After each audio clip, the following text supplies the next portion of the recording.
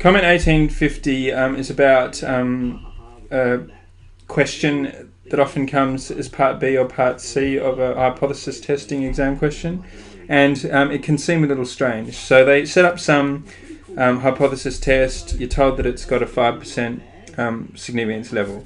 Very strange little part C is when they say, what's the significance level?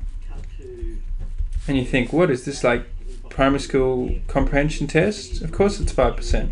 Well, the point of this video on Comment 1850 is to tell you that that is not the case. That is not what they mean.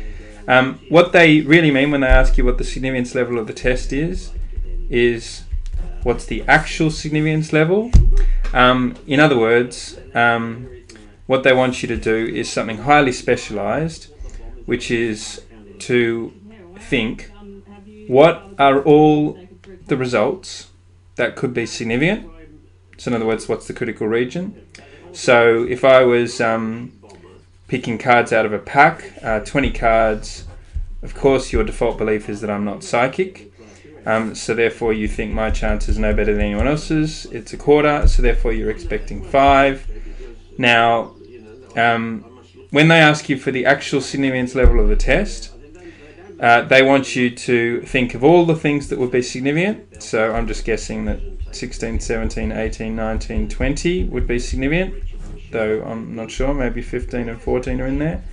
And they want you to imagine you're back in chapter 2 and they just want you to work out the probability of that list. So in other words, the probability that the random variable comes out to be greater than or equal to 14. So that's what they mean when they ask you for the actual significance level of the test. Comment 1850 tells you that there are 2 other wordings which mean exactly the same thing. If they ask for size of the critical region, do not get your ruler out and measure how far it is from there to there. Don't count how many things there are in there.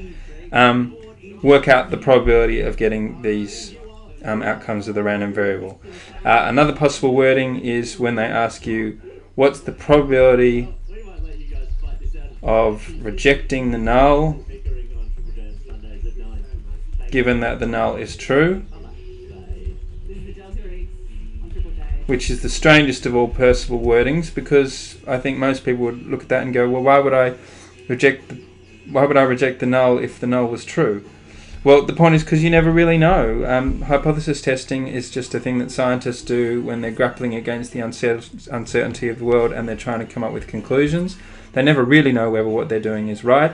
If you speak to any actual scientist, at a party or whatever, he or she will admit that when they publish some amazing result in the scientific journal, they can only be confident that it's the case, but not actually confident, because there's always not fully confident, because there's always the possibility that the results they got came about by chance alone. So for example, when I get 19 card picks out of 20 right, that doesn't actually really prove that I'm psychic, because it could have just been a coincidence. And what a hypothesis test does is it basically sets a threshold for how freaky something has to be before we think it would be ridiculous to keep carrying on as if it was a coincidence. So that's why that wording is not so weird. Scientists get things wrong all the time. They often reject the null when the null was true.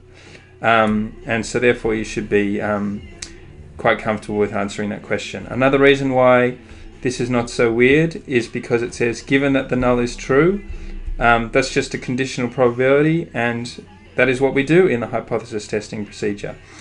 We do the whole thing premised on the assumption that the null was true, because that tells us what column to go to in the tables.